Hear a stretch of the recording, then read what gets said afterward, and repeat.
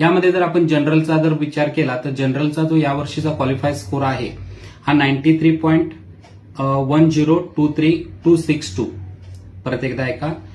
जनरलचा जो qualify score आहे तो जनरलचा 93.102326 जर तुमचा याच्यापेक्षा जास्त स्कोर असेल तर तुम्ही जे ऍडव्हान्सचा फॉर्म भरू शकता.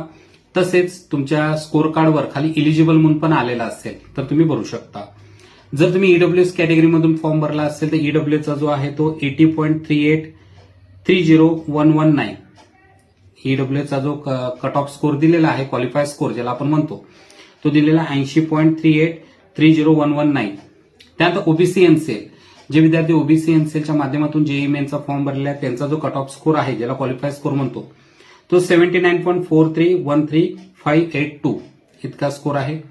एससीचा 61.1526,913 हा जवळपास 1% ह्या वर्षी राईज झालेला. मागच्या वर्षी हा 60.09 होता आणि ह्या वर्षी हा वाढून 61.1526,933.